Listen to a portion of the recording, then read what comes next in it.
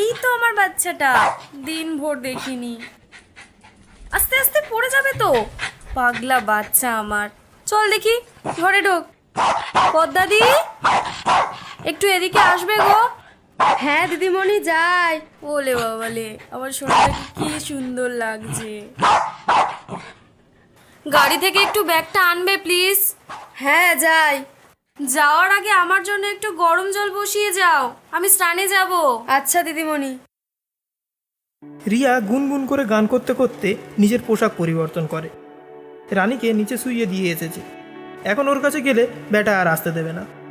তাই ঠিক করলো স্নান করে তারপরে ওর কাছে গিয়ে ওকে খাইয়ে তবে আবার ফের আসবে। বেটার ছেলে জমিদার, রিয়া না খাইয়ে দিলে খাবেই না। দিদিমণি, এই তোমার জল গরম হয়ে গেছে। যাই। গুনগুন করতে করতে স্নানে ঢোকে রিয়া। শাওয়ার খুলে দিয়ে তার তলায় গান করতে করতে স্নান করে। হঠাৎ ঘরের সমস্ত আলো নিভে যায়। রানী ওপারে ডাকতে শুরু করে দেয়। এমনটা কোনোদিনও হয় না। ইলেকট্রিসিটি গেলেও ইনভার্টারের ব্যবস্থা আছে। তাহলে কি কেউ ইচ্ছা করে ঘরের সমস্ত আলো বন্ধ করে দিল? কিন্তু কেন? রিয়া জোরে জোরে চিৎকার করে পদ্মার দিকে ডাকতে থাকে। পদ্মাদি, পদ্মাদি, তুমি কি ওখানে আছো? ওপারে পদ্মাদিরও কোনো সাড়া শব্দ কিছুই নেই। রিয়া স্নানঘর থেকে দৌড়ে বের হতে যাবে, কিন্তু এ কি? দরজাটা সম্ভবত বাইরে থেকে কেউ বন্ধ করে দিয়েছে। নিচে থেকে রানীও সমানে ডেকেই চলেছে। হঠাৎ রিয়া শুনতে পেল স্নানঘরের বাইরে কেউ হেঁটে চলে বেড়াচ্ছে। কারোর পায়ে হাঁটার শব্দ, সেই সঙ্গে শীষ দিচ্ছে। রিয়ার ভয়ে হাত পা কাঁপছে। বাইরের মানুষটি শীষ দিচ্ছে আর হেঁটে চলেছে। সম্ভবত তার হাতে ভারী ধাতব কিছু একটা বস্তু আছে, যেটা দিয়ে মেঝেতে ঘষেই চলেছে। ওপারে রিয়া পদ্মার দিকে ডেকেই চলেছে, কিন্তু তার কোনো সাড়া শব্দ কিছুই নেই। পায়ের শব্দ থামল, সেই সঙ্গে শীষ দেওয়াও।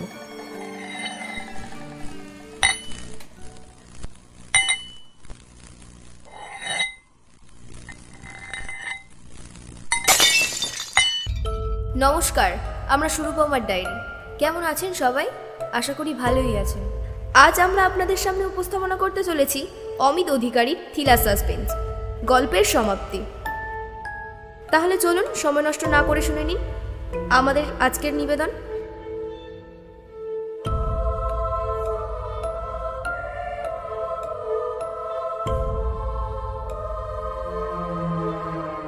Ladies and gentlemen, presenting our most awaited project Survivaland। গেমটার মূল চরিত্র শন। গেমের শুরু শনের স্কুল জীবন থেকে। এখানে সে একটা মধ্যবিত্ত, সেখানে তার জীবনযাত্রা শুরু। তারপর স্কুল কমপ্লিট হলো, তারপর কলেজ। এইভাবে সে তার জীবনের একটার পর একটা ধাপ অতিক্রম করবে। তার নেওয়া সিদ্ধান্তের উপর নির্ভর করবে তার জীবন কেমন হবে। অবশেষে জীবনের অন্তিম অধ্যায়ে গেম শেষ হবে। সম্পূর্ণ বাস্তবটা তুলে ধরবে আমাদের এই সার্ভাইভাল্যান্ড।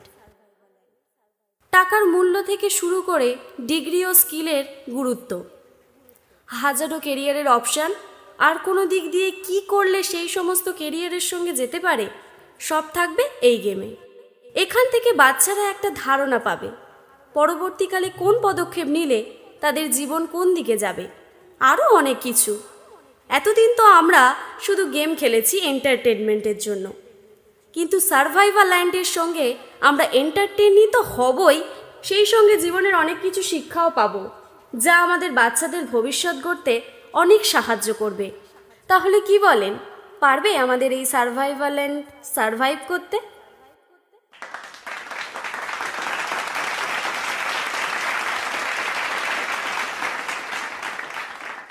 উফ, এই অসহ্য মাথা যন্ত্রণা সহ্য হচ্ছে না। এক্সকিউজ মি, আমাকে একটা ব্ল্যাক কফি দেবে? এই সন্ধ্যায় কফি খাবেন? ঘুম আসতে কিন্তু সমস্যা হবে। ধুর ঘুম, তুমি আনো। কফি না খেলে আমার এই অসহ্য মাথা যন্ত্রণা কমবে না।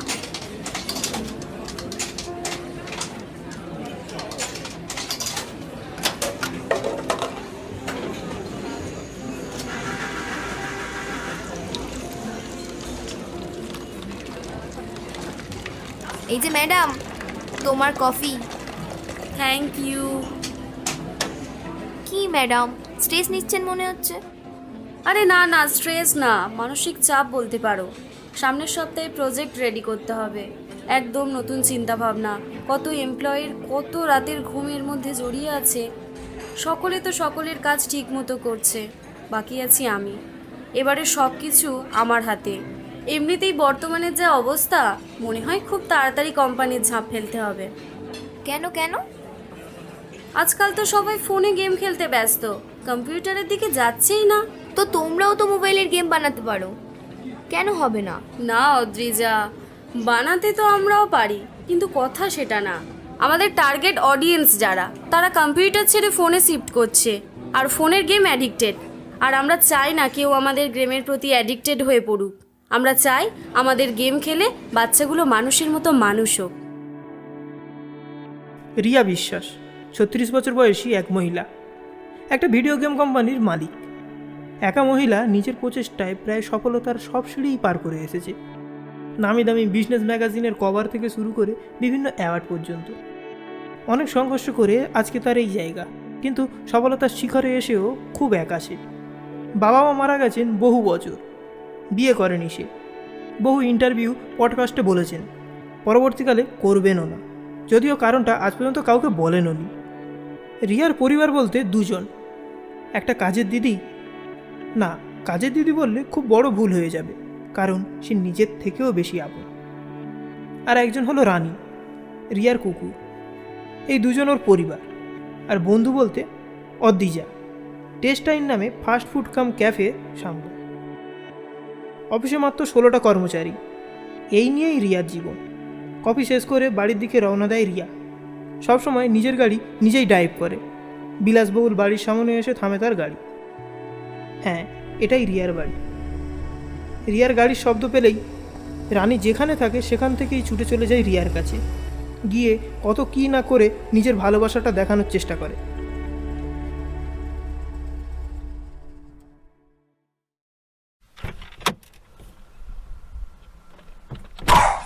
এই তো আমার বাচ্চাটা, দিনভর দেখিনি, আস্তে আস্তে পড়ে যাবে তো। পাগল বাচ্চা আমার। চল দেখি ঘরে চল। পদ্মাদি, ও পদ্মাদি, একটু এদিকে আসবে? হ্যাঁ দিদিমণি, যাই। গাড়ি থেকে ব্যাগটা একটু এনে দেবে প্লিজ? হ্যাঁ যাই। যাওয়ার আগে আমার জন্য একটু গরম জল বসিয়ে যাও, আমি স্নানে যাব। আচ্ছা দিদিমণি।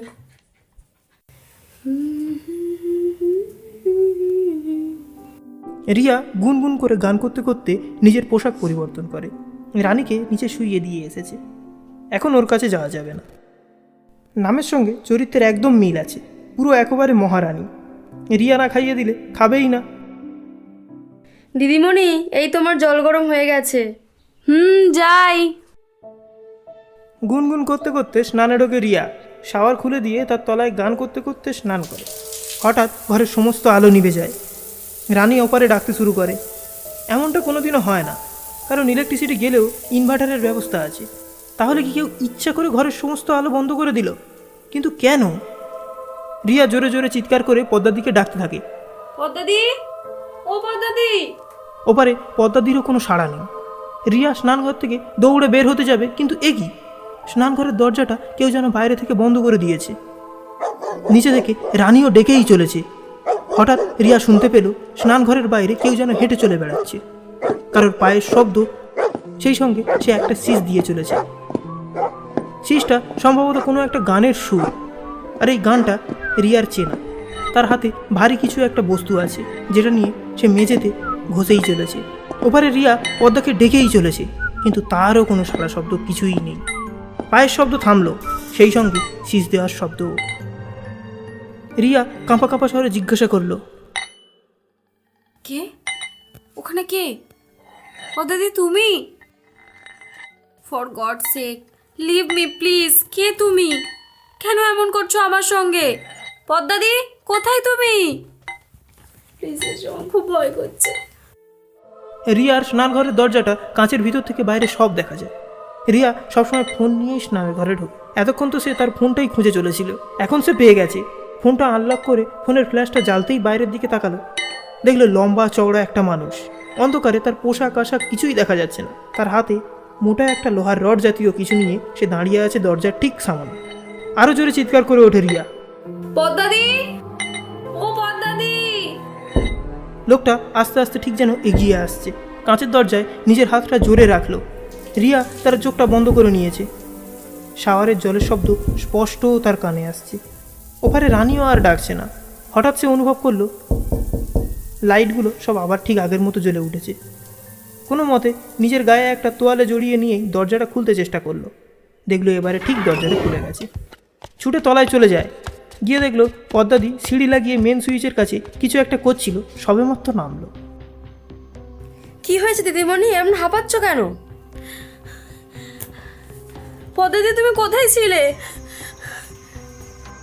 মেন সুইচ বসে গেছিল, ফিউজ উড়ে গেছিল, তাই তো ফিউজ ঠিক করছিলাম। ঘরে কেউ আছে? ঘরে কেউ আছে মানে? কে থাকবে? না না, আমি দেখেছি। উপরে আমি স্নান করছিলাম, দরজার বাইরে দাঁড়িয়েছিল। বাইরে থেকে আমার দরজাটা লক করে দিয়েছিল। আমি বের হয়েও হতে পারছিলাম না। কি সব বলে যাচ্ছ দিদিমণি? ঠিক বলছি পদ্মাদি, ও আমাকে মেরে ফেলতো। কে মেরে ফেলতো? ওই তো, যে উপরে ঘরে ছিল, ওর হাতে কিছু একটা ছিল। ও আমাকে ওটা দিয়ে মারতেই এসেছিল। দিদিমণি, একটু শান্ত হও। কেউ নেই, বিশ্বাস করো, কেউ নেই। আমি সব সময় এখানেই ছিলাম। কেউ যদি থাকতো বা উপরে যেত তাহলে তুমি বুঝতে পারতাম, বলো। বলছি আমি, কেউ একজন ছিল। এই এক মিনিট, তুমি বলছো তুমি এখানে ছিলে, তাহলে আমি এত করে ডাকলাম, এত চিৎকার করলাম, সাড়া দিলে না কেন? ও দিদিমণি, তুমি কি কোনো স্বপ্ন দেখেছো? ভালো মুশকিল, স্বপ্ন হতে যাবে কেন? না, আমি নিজে থেকে কিছুই শুনতে পাইনি। আর লাইট যাওয়ার 2 মিনিটের মধ্যে আমি ঠিক করে দিলাম। তাহলে এত কিছু যে বলছো, এইটুকু সময়ের মধ্যে এত কিছু কি সব বলে যাচ্ছ তুমি? আরে আমি বলছি কেউ একজন ছিল, বিশ্বাস না হলে চলো, চলো আমার সঙ্গে দেখবে, চলো। হ্যাঁ তাই চলো। দেখো, কেউ নেই এখানে। এখানেই তো ছিল, কোথায় গেল? বলছি দিদিমণি, তুমি কিছু একটা স্বপ্ন দেখেছো। অনেকদিন ভালো করে ঘুম হয়নি তো, তাই এমন হচ্ছে। না, আমি বলছি আমি দেখেছি। তুমি কিন্তু আমার কথা বিশ্বাস করছো না পদ্মাদি। আচ্ছা দিদিমণি, আমি বিশ্বাস করলাম। এবার আসলে আমাকে ডেকো, আমি দেখছি কি। না না, তোমাকে কোথাও যেতে দেওয়া হবে না, এখানেই থাকো তুমি। আচ্ছা বাবা, আছি। তুমি চলো, গিয়ে কিছু খেয়ে নেবে, নিলে আমি তোমাকে ঘুম পাড়িয়ে দেবো ক্ষণে। আজ একটু ভালো করে ঘুমাও দেখি, এত কাজ করতে হবে না। রাত দিন শুধু কাজ আর কাজ। শরীরটার কি অবস্থা করেছো দেখেছো? চলো তুমি নিচে এসো, আমি যাই খাবার জোগাড় করি। না না পদ্মাদি, দাঁড়াও, আমি একসঙ্গে যাব।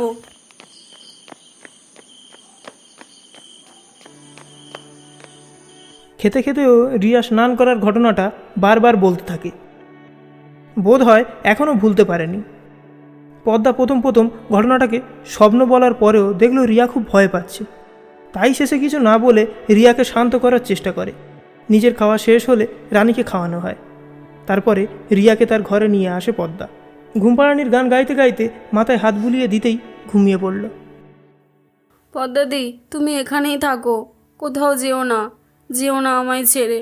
ও এক্ষুনি আসবে, এক্ষুনি। গভীর রাত, রাস্তায় কুকুর বিড়াল ছাড়া কেউ নেই। একে গ্রাম, তার উপরে শীতকাল। সবাই নিজেদের ঘরের দরজা জানলা দিয়ে গভীর ঘুম দিচ্ছে। রাস্তার ধার দিয়ে অন্ধকারের মধ্যে দিয়ে হেঁটে চলেছে এক 45 বছর বয়সী লোক। সম্ভবত উনি আজকে ড্রিঙ্ক করেছেন। গান করতে করতে হেঁটেই চলেছে।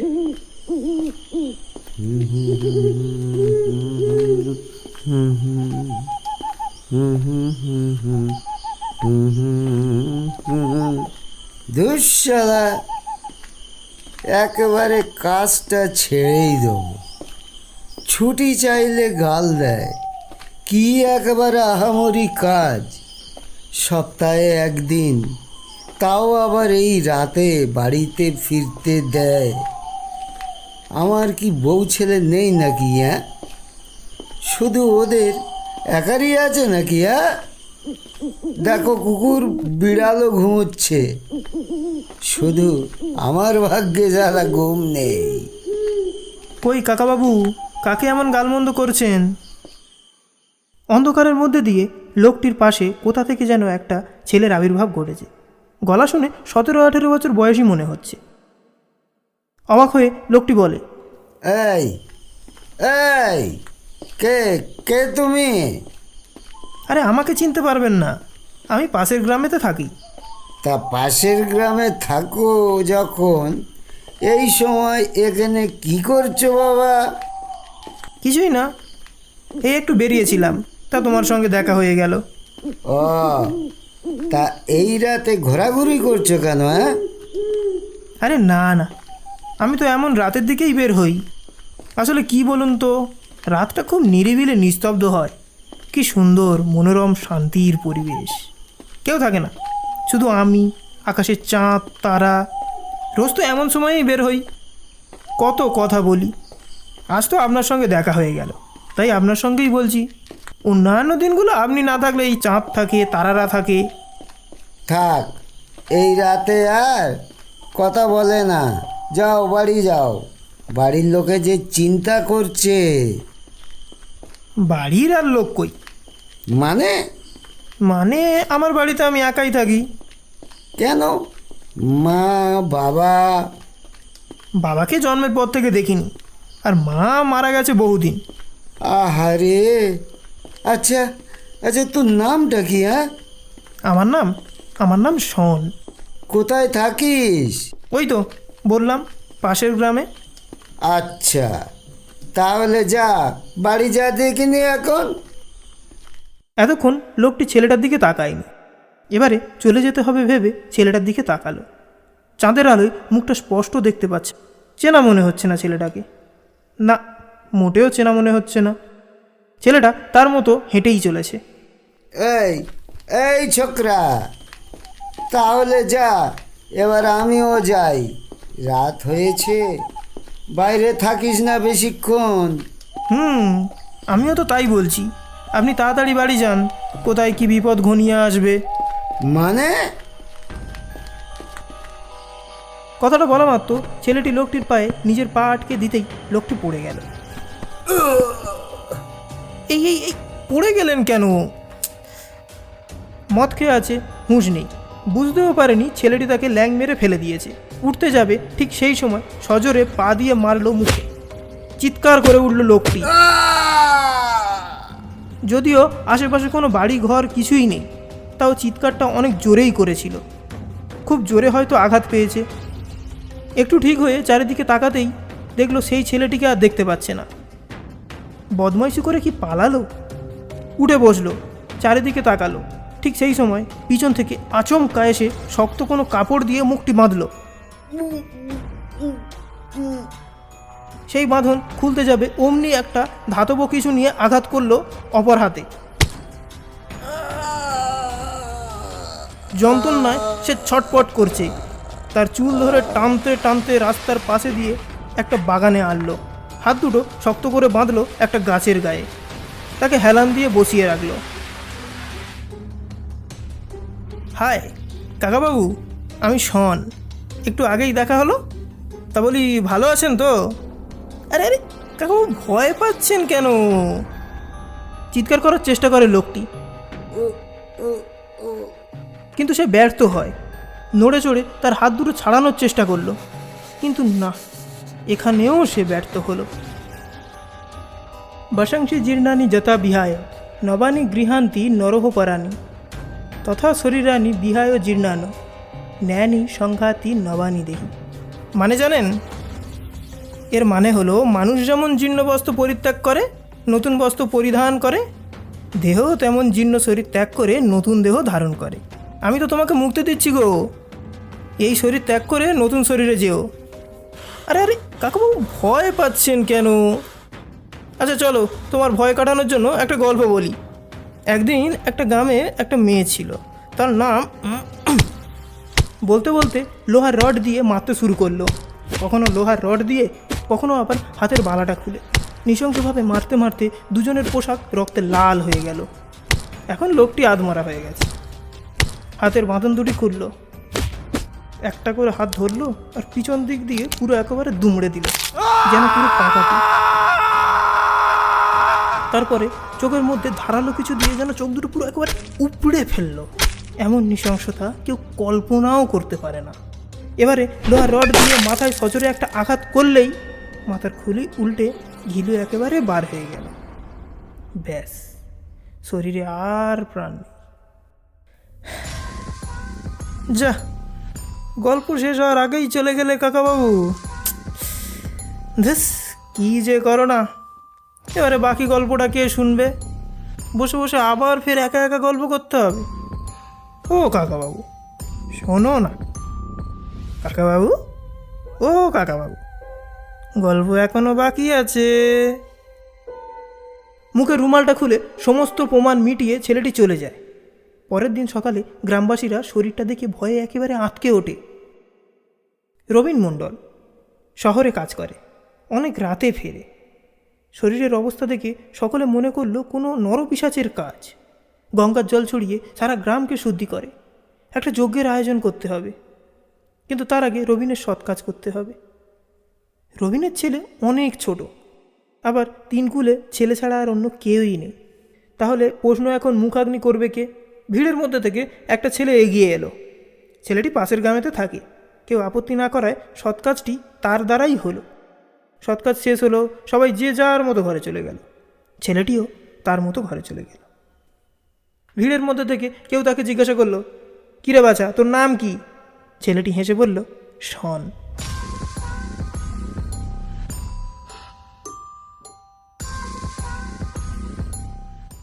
কি করি বলো তো? কেন, কি হলো? খুব চিন্তা হচ্ছে। কি নিয়ে? কতটা কি রেসপন্স পাবো সেটা নিয়ে একটু চিন্তায় আছি। আরে ম্যাডাম, এত ভাবার কি আছে? আপনার হাতে যেটুকু আছে সেটুকু করুন না, বাকিটা দেখবেন সব ভালো হবে। না গো, কথা সেটা না। আসলে এত মানুষ দিন রাত এক করে দিচ্ছে এই প্রজেক্টটার জন্য, অথচ দেখো ইনভেস্টরদের রেসপন্স না বলতে গেলেই চলে। ওরা চায় পাবজি, ফ্রি ফায়ারের মতো গেম, কিন্তু জানে না ওই গেমটা আমাদের সমাজে কতটা বাজে প্রভাব ফেলছে, পুরো ইয়াং জেনারেশনকে অ্যাডিক্টেড করে ফেলে। অত ভেবো না ম্যাডাম। দেখো, তুমি যখন কারোর খারাপ চাও না, নিশ্চিন্তে থাকো, ওপরওয়ালা কোনো দিন তোমার খারাপ করবে না। খারাপ করবে না সে তো জানি, কিন্তু এত কিছুর মধ্যে অনেক কিছু দায়িত্ব নিতে হচ্ছে। এতগুলো পরিবার সব আমার ভরসায়। আজ সত্যি এই গেমটা প্রকাশ না করতে পারলে হয়তো আমাদের এই কোম্পানি বন্ধ করতে হবে। অনেক চাপ আসছে, জানি না কিভাবে এই চাপ কাটিয়ে উঠব, জানি না সব কিভাবে সাধারণ হবে। আমি জানি তোমার পরিস্থিতি আমি বুঝবো না, তোমার জীবনের সমস্যাগুলোর ধারণা হয়তো আমি করতেই পারবো না, কিন্তু একটা কথা কি জানো তো, ভগবান এই কঠোর পরিস্থিতিতে তাকেই ফেলে যে এই পরিস্থিতি কাটিয়ে উঠতে পারে। আর বিশ্বাস করো, যেই পরিস্থিতি কাটিয়ে উঠবে দেখবে হীরের মতো উজ্জ্বল হয়ে উঠবে। জানি একটু বেশি মোটিভেশন হয়ে গেল, তাও বলছি তুমি পারবে। তোমাকে দেখলে মনে হয় তুমি হার মানার মানুষ না। গভীর রাত, রানীকে জড়িয়ে ধরে রিয়া ঘুমাচ্ছে। হঠাৎ ঘুম ভেঙে গেল। রিয়া ঘুম ভেঙে গিয়ে উঠে মনে হলো তার যেন জল পিপাসা পেয়েছে। পাশে যেটুকু জল ছিল তা সে সব কাজ করতে করতে শেষ করেছে। এখন উপায়, তাকে উঠতে হবে, রান্নাঘরে যেতে হবে। পাশের ঘরে পদ্মাদি ঘুমাচ্ছে। দিন ভোর অনেক কাজ করতে হয় বেচারিকে। ঘুমাচ্ছে, তাকে ডাকবে? তাই নিজেই উঠে গেল রান্নাঘরের দিকে। জল বের করে খেলো। ডাইনিং রুমের সামনে স্পষ্ট দেখা যাচ্ছে চাঁদের আলো পড়েছে। খুব সুন্দর লাগছে আজকের চাঁদটা। কি মনে হলো চাঁদটাকে দেখার জন্য বাইরে বেরিয়ে এলো। না জানি কতদিন পরে এই চাঁদ দেখছে সে। সেই বাচ্চাবেলায় রিয়া যে ঘরটায় শুতো, সেখানে একটা ফাটল থেকে চাঁদটাকে দেখা যেত। বাবা মায়ের সঙ্গে কাটানো সেই রাতগুলো মনে পড়ে যায়। খিদে পেলে জেগে উঠতো ছোট্ট রিয়া। খিদে সহ্য করতে পারে না একদমই, কিন্তু কি করবে, উপায়ও থাকতো না। অনেক সময় এমনও দেখেছে বাবা মায়ের রাতের বেলা ভাতটুকু জুটতো না, কখনো মুড়ি কখনো ছাতু খেয়ে কাটিয়ে দিত। এইসব রাত কোনো দিনও ভুলবে না সে, কোনো দিনও না। অনেক সংঘর্ষ করে আজ এই জায়গায় এসে পৌঁছেছে। তাও বর্তমানে যা অবস্থা, কি জানি নিজের কোম্পানি কত কর্মচারী এমন খারাপ অবস্থা দিয়ে যাচ্ছে। তাদেরকে রিয়া কতবার বলেছে অন্য কোথাও কাজ খুঁজে নিতে, কিন্তু কেউ যেতে রাজিই নয়। কোম্পানিকে কোনো অংশে কম কিছু ভালোবাসে না এই কর্মচারীগুলো। এইসব ভাবছে আর তার চোখের কোণে জল মুছছে। হঠাৎ তার কাঁধে কেউ হাত রাখলো। চমকে উঠে ঘুরে তাকাতেই দেখলো পদ্মাদা। কি হলো দিদিমণি, ঘুমাননি? না না, ঘুমাচ্ছিলাম। জল খেতে উঠে দেখলাম চাঁদটা খুব সুন্দর লাগছে, তাই চাঁদটা একটু দেখতে এলাম। আমি দেখলাম তোমার ঘরের দরজা খোলা, গিয়ে দেখি তুমি নেই। বাইরে বেরিয়ে দেখলাম এমনভাবে দাঁড়িয়ে আছো। সব ঠিক আছে তো দিদিমণি? হুম, সব ঠিক আছে। তাহলে চলো, ঘুমাতে চলো। তুমি যাও, আমি একটু পরে যাচ্ছি। না, তুমি এক্ষুনি চলো। না গো, তুমি যাও, আমি যাচ্ছি। না, তুমি যখন যাবে আমি তাহলে তখন যাব। আচ্ছা বেশ, বসো এখানে, যাচ্ছি একটু পরে। হ্যাঁ, সেই ভালো। চাঁদটা দেখো কি সুন্দর, তাই না? হুম। জানো, আগে বাচ্চাবেলায় যখন ঘুম হতো না, তখন আমি চাঁদটাকে দেখতাম। দেখতে দেখতে কত কি মাথায় আসতো, তারপরে ঠিক একটা সময় ঘুমিয়ে পড়তাম। তা ওই দিনগুলো মিস করছো নাকি দিদিমণি? না না, মিস করব কেন? আসলে মিস কাদেরকে করে জানো? কাদের? যারা কিছু সময় আমাদের কাছে থাকে, কিছু সময় আমাদের কাছে থাকে না। কিন্তু আমার ছেলেবেলার এই দিনগুলো এমন ছিল যা কখনোই আমার থেকে আলাদা হয়নি। তাহলে কিভাবে মিস করব বলো? রাত একটা অনুষ্ঠান দেখে বাড়ি ফিরছে বলাই হালদার। গ্রামের পরিস্থিতি ভালো না, সকলে না করায়ও গোয়ার তুমি করে ঠিক গিয়েছে। ফিরতে দেরি হওয়ায় খুব জোরেই বাইকটা চালিয়ে যাচ্ছে। হঠাৎই রাস্তার মাঝখানে চাকা পাংচার হয়ে যায়, বাইক নিয়ে পড়ে যায়। সামনে থেকে দেখলো একটা ছেলে হেঁটে হেঁটে আসছে। করকন্যে বাদিকা রাস্তে মা ফলে সু কদাচিনী, মা কর্ম ফলে হে তু ভুরমা, তে সংহ হস্তা কর্মেনি। মানে জানেন কাকাবাবু? আচ্ছা, আমিই বলে দিচ্ছি। স্বধর্মে বিহিত কর্মে তোমার অধিকার আছে, কিন্তু কোনো কর্মফলের তোমার অধিকার নেই। কখনো নিজেকে কর্মফল হেতু বলে মনে করো না, এবং কখনো স্বধর্মের আচরণ না করার প্রতিও আসক্ত হয়ে যেও না। কী ভাবছো, আমাকে চেনো কি? না, চিনতে পারবে বলে তো মনে হয় না। আচ্ছা কাকাবাবু, চলো তোমায় না একটা গল্প শোনাই। একটা গ্রামে একটা মেয়ে ছিল। বলতে বলতে হাতের লোহার রডটা দিয়ে সজোরে মারল চোয়ালে। চোয়াল গেল ছেড়ে। সে চিৎকার করতে চাইছে কিন্তু পারছে না। তার মুখে থেকে এখন একটা গোঙানির শব্দ বেরোচ্ছে। আরে আরে কাকাবাবু, কিছু বলবেন নাকি? দাঁড়াও দাঁড়াও দাঁড়াও দাঁড়াও। চুলটা ধরে উঁচু করে তুললো। এখন সে ব্যথায় ছটফট করছে, তার চোয়ালটা ঝুলছে। সে কি বিভৎস দৃশ্য! তার হাত দুটো শক্ত করে বাঁধল, তারপর বাইকে সাইলেন্সার পাইপের হাতের ফাঁক দিয়ে গলিয়ে দিল। গরমে ছ্যাঁকা পড়ে যাচ্ছে বলাই হালদারের হাতের ফাঁক থেকে শুরু করে বুক পর্যন্ত। বলাই হালদারের চুলগুলো একটু ঝাঁকড়া ঝাঁকড়া আর বড় বড়। এই কোঁকড়ানো ঝাঁকড়া চুলগুলো একটু পাকিয়ে বাইকের স্পোকের সঙ্গে বাঁধল। বাইক স্টার্ট দিতেই বলাই হালদারের যেন কাকুতি মিনতি করছে তাকে ছেড়ে দেওয়ার জন্য, অনুরোধ করছে। কিন্তু সে কথায় কে কান? মুখ দিয়ে আওয়াজ ছাড়া কিছুই করতে পারছে না সে। এবার বাইক গড়াতে শুরু করলো। বাইকের চাকা এক পাক ঘুরতে না ঘুরতেই চুলগুলো যেন স্পোকের সঙ্গে জড়িয়ে উপড়ে এলো।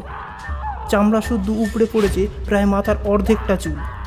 মাথা দিয়ে টপ টপ করে রক্ত পড়ছে, অর্ধেক ফান বেরিয়ে গেছে, আর নড়াচড়া করার ক্ষমতা নেই। বাইকের তেল কিছুটা বাইরে ফেলায় রাস্তার মাঝে ফেলে দিল বাইকটা।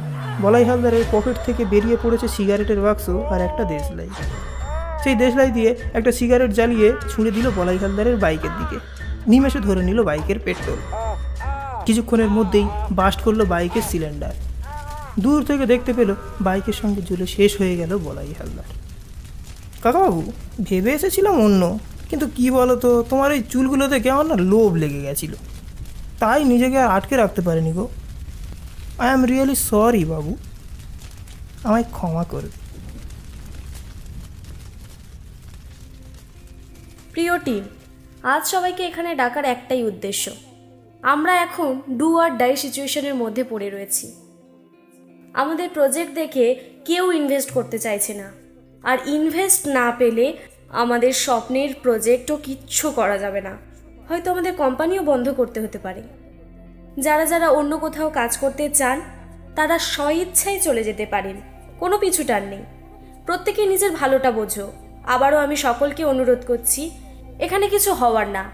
সত্যি বলতে সমাজকে আমরা পরিবর্তন করতে চেয়েছি, কিন্তু দেখো আজ আমরা সমাজকে পরিবর্তন করতে গিয়ে নিজেরাই সমাজ থেকে আলাদা হয়ে পড়েছি। এখন আমাদের না পিছিয়ে পড়ার রাস্তা আছে, আর না নিজেদের নীতি ভেঙে সমাজের কাছে নতুন কিছু আসক্ত করার গেম আনার ইচ্ছা। দেখো কি করবে সকলে। ব্যস্ত শহর, একটা 18 বছর বয়সী ছেলে রাস্তা পার করবে বলে দাঁড়িয়ে আছে, কিন্তু এত গাড়ির মাঝে কিভাবে রাস্তা পার করবে কিছুতেই বুঝে উঠতে পারছে না।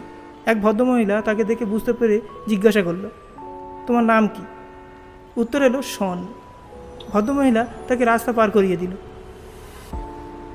সে কোথায় যেতে চায়, কিভাবে এসেছে, সব গল্প মহিলা শুনল। একটা কাজের খোঁজে এসেছে সে। সম্ভবত তার হাতে কিছু একটা চিঠি আছে। চিঠিটা মহিলাটির হাতে দিল। চিঠিটায় লেখা ঠিকানাটি জানার জন্য। মহিলাটি ঠিকানাটি বলল। চিঠিটা তার গ্রামের মাস্টারমশাই লিখেছেন। এখানে তার গ্রামের এক ভদ্রলোক একটা ব্যবসা করেন, ওনার ঠিকানাটাই লেখা, যাতে এই ছেলেটিকে একটা কাজের ব্যবস্থা করে দেয়। সেটারই একটা আর্জি। মহিলা তাকে বাসে তুলে দিল, কন্ট্রাক্টরকে নির্দিষ্ট জায়গায় নামিয়ে দিতে বলল। বাস থেকে নামলো, নির্দিষ্ট ঠিকানায় গিয়ে ভদ্রলোককে সেই চিঠিটা দিল। স্যার, এই চিঠিটা আপনার জন্য। আমার জন্য? আমার জন্য চিঠি? কই কই দেখি।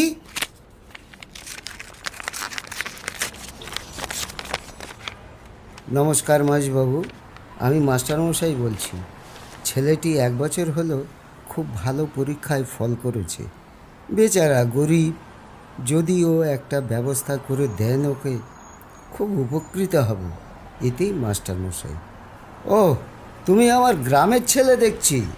আগে না স্যার, আমি আপনার গ্রামের পাশের গ্রামে থাকি, তবে মাস্টারমশাই আমাকে পড়ান।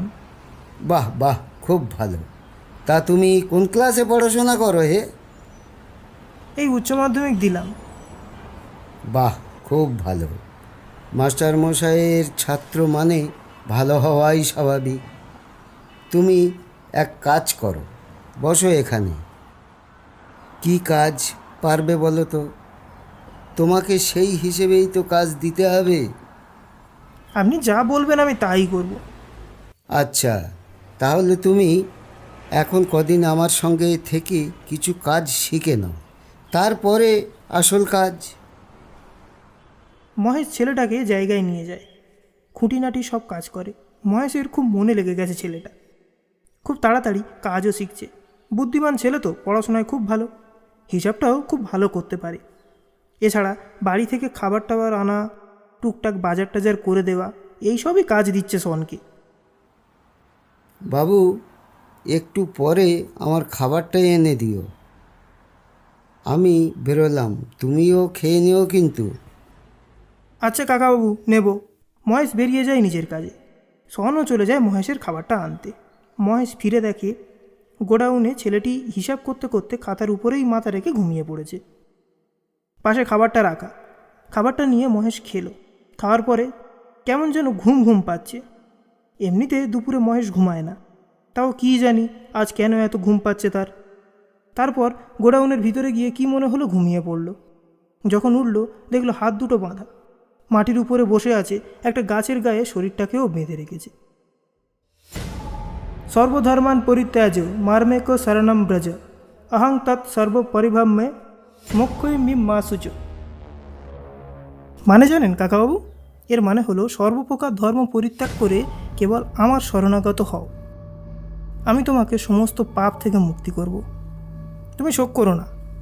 এই এই, আমি এখানে এলাম কি করে? কেন, গাড়ি করে আনলাম। ঝিক ঝিক ঝিক ঝিক। এই, তার মানে তুই? আরে হ্যাঁ হ্যাঁ হ্যাঁ, আমি তোমার খাবারে ঘুমের ওষুধ দিয়েছিলাম তো। কিন্তু কেন? আরে আছে আছে, কারণ আছে। আমার হাত পা খোল বলছি, খোল। আরে ধুর, থামুন তো। খুলছি, অত উতলা হওয়ার কি হলো? আগে তোমাকে একটা গল্প বলি। জানেন, প্রতিবারে এই গল্পটা শোনার আগেই শ্রোতারা চলে যায়, তাই ভাবছি এবারে আগে গল্পটা শোনাবো, পরে না হয় কাজটা করা যাবে। একটা গ্রামে একটা মেয়ে ছিল, তার নাম রিয়া বিশ্বাস। বয়স 17 হবে। খুব ব্রিলিয়ান্ট স্টুডেন্ট ছিল জানেন। সবাই জানতো স্কুলের সব থেকে ভালো রেজাল্ট হয়তো রিয়াই করবে। এক শনিবার ছুটির পরে এই রকমই একটা নির্জন রাস্তা দিয়ে ফিরছিল। রাস্তার ধারে 3 জন যুবক বসে মদ খাচ্ছিল। এই এই এইসব কি বলছিস? আমার হাতটা খুলে দে বলছি। আর একবার আমার গল্পের মাঝে আটকে দেখো, দেবো এক কানের গোড়ায়। সব শুনবো, আগে আমার গল্পটা শেষ করতে দাও। আমি আগে আমার গল্পটা শেষ করি। তো কোথায় ছিলাম? 3টে যুবক বসে মদ খাচ্ছিল। 3 জনের নাম শিবাশিস রায়, আরেকজন বলাই হালদার, আরেকজনের নাম কি ছিল, ও হ্যাঁ, মহেশ চক্রবর্তী। শিবাশিস আর বলাই সাধারণ কাজ করতো, কিন্তু মহেশ জমিদারের ছেলে। সব টাকা পয়সা নিয়ে নাকি শুনেছি শহরে ব্যবসা করতে আসে। এই ছিল পরিচয়। তো যুবক 3টে রাস্তার ধারে বসে মদ খাচ্ছিল।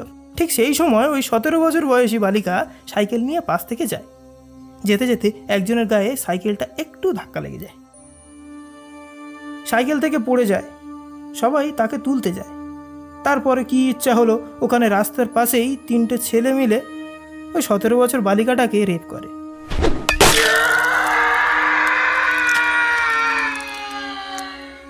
বলতে বলতে হাতে ধরে থাকা একটা লোহার রড নিয়ে মারল মহেশের মাথায়। মাথা থেকে গল গল করে রক্ত বেরোতে থাকে। না না, আমি কিছু করিনি, আমি কিছুই করিনি। ছেড়ে দে, ছেড়ে দে, আমায় ছেড়ে দে। আরে তোর পায়ে ধরে বলছি, সব কিছু ওদের দোষ। ধাক্কা লাগে শিবাশিসের গায়ে, আর ওই বলাইটা তুলতে যায়, সাইকেলের চেনও পড়ে যায়। আমি সেটাকে তুলছি, বলাই আমার কানের কাছে এসে বলে, ভাই কি নরম তুলতুলে গা, একে ছেড়ে দিলে ভগবান পাপ দেবে। বিশ্বাস কর, আমি কিছুই করিনি। আচ্ছা দাঁড়াও, গল্পের টুইস্ট এখনো বাকি আছে। দাঁড়াও। টানা 1.5 ঘন্টা নির্যাতনের পরে বাবুগুলো মেয়েটাকে ওখানে ফেলেই পালিয়ে যায়। ব্যাস, কিছুক্ষণ রাস্তার ধারে পড়ে থাকে রিয়া। ছিন্ন ভিন্ন পোশাক, আলু তালু চুল, সেগুলো কোনো রকমে ঠিক করে। শক্তি জুগিয়ে মেয়েটি উঠে রাস্তার ধারে একটা কল খুঁজলো। একটু মাথায় জল দিল, নিজের চুলটা ঠিক করে বাঁধলো। পোশাকটা কোনো মতে ঠিক করে নিয়েই বাড়ির দিকে রওনা দিল। বাড়ি ফিরে কাউকে কিছু না বলে আবার যেমন কি তেমন স্কুলে যাওয়া, পড়তে যাওয়া ঠিক চালালো। এমনভাবেই বিষয়টা সকলের কাছ থেকে এড়িয়ে গেল, যেন কিছু ঘটেই। কাউকে বিষয়টার বিন্দুমাত্র জানতে দিল না, হয়তো ভয়ে বা নিজের সম্মান বাঁচাতে। এখানে শেষ হলে একটা আলাদা ব্যাপার ছিল জানেন কাকাবাবু। কিন্তু বাবুগুলো এখানেও থামেনি। যখন দেখলো ব্যাপারটা জলঘোলা হয়নি, মেয়েটির উপরে নজর রাখলো। একদিন কি হয়, বাড়িতে বাবা মা বিয়ে বাড়িতে যাওয়ায় সামনে উচ্চ মাধ্যমিক, তাই বেচারি পড়াশোনা করছে। ঠিক সেই সময় রাতের বেলা 3টে বাবুর আবারও আবির্ভাব ঘটে। আবারও একই ব্যাপার, বাধা দিতে চাইলে একটা মোটা লোহার রড দেখিয়ে ভয় দেখানো হয় তাকে। কে বেশ ভয় দেখাচ্ছিল? ও হ্যাঁ, মহেশ চক্রবর্তী। দেখো তো কাকাবাবু, রডটা চিনতে পারছো কি না? বলা মাত্র আরেকবার সজোরে রডটা দিয়ে কাঁধে মারলো। চিৎকার করে উঠল মহেশ। বিশ্বাস করো, আমি প্রতিবারে ওদেরকে বারণ করেছিলাম, কেউ আমার কথা শোনেনি। কেউ না। আমি কি করতাম? সঙ্গ দোষ। তুমি আমাকে ক্ষমা করে দাও বাবা। তোমার কত টাকা লাগবে বলো? কত টাকা? আমি সব দিতে রাজি আছি। আমাকে ক্ষমা করে দাও বাবা, আমাকে ক্ষমা করে দাও। এই কেঁদো না, গল্প এখনো বাকি আছে। তো বাবুদের খিদে মিটিয়ে চলে যায়। রিয়া বেচারি অসুস্থ হয়ে থাকে। এবারেও কাউকে কিছু বলে না, আবারও সব ভুলে পরীক্ষার প্রস্তুতি নেয়। ঠিক তখন বেচারি প্রেগনেন্ট হয়ে পড়ে। বাড়ির সবাই ভুল ভেবে ঘর থেকে তাড়িয়ে দেয়। আর পরীক্ষা দেওয়া হলো না। সিদ্ধান্ত নেয় বাচ্চাটাকে পৃথিবীর আলো দেখাবে, মানুষ করবে। চলে যায় শহরে। কিছু না পেয়ে শহরে গিয়ে একটা কম্পিউটার সেন্টার পরিষ্কার করার কাজ জোগাড় করে। সেখানে কত স্টুডেন্ট কোডিং শিখত। সেখানে থেকে দেখে শিখে সেই শেখা আস্তে আস্তে একটা দিদিমণি, তারপরে একটা ভিডিও গেম কোম্পানির মালিক। এবারে প্রশ্ন উঠতেই পারে, আমি কে, তাই তো? না বাবা, না না না না, আমি কিছুই জানতে চাই না। কিছু না বাবা, তুই শুধু আমাকে ছেড়ে দে। আমি ক্ষমা চাইছি। এই তোমার পায়ে ধরছি, আমাকে ছেড়ে দে বাবা। এমা, না না না না, পায়ে ধরতে হবে না, শুধু জিজ্ঞাসা করো না তুমি কে বাবা। বলো বলো বলো, কী হলো বলো, জিজ্ঞাসা করতে বলেছি। আচ্ছা আচ্ছা, করছি বাবা করছি। তা তুমি কে বাবা? আমি আমি রিয়া বিশ্বাসের সেই ছেলে, শন বিশ্বাস। তখন মা ছেড়ে দিয়েছে কারণ মা দুর্বল ছিল, এখন আমি ছাড়বো না কারণ আমি শক্তিশালী। বলতে বলতে লোহার রডটা মুখের মধ্যে দিয়ে পিছনে পা দিয়ে গায়ে যত জোর আছে সেটা দিয়ে চাপ দিল। মুখ থেকে এফোঁড় ওফোড় হয়ে গেল, ফিনকি দিয়ে রক্ত পড়ছে, কিন্তু শরীরে এখনও একটু প্রাণ আছে। লোহার রডটা বের করে নিয়ে বারবার আঘাত করতে থাকলো আর বলতে থাকলো, মা আমি পেরেছি আমি তোমার দোষীদের সকলকে সাজা দিতে পেরেছি, সকলকে, নেই আর কেউ নেই। কংগ্রেচুলেশনস টিম, আমাদের ইনভেস্টর জোগাড় হয়ে গেছে। আমরা সামনের সপ্তাহে গেম রিলিজ করতে চলেছি। ধন্যবাদ সকলকে এই খারাপ সময়েও পাশে থাকার জন্য। We did it.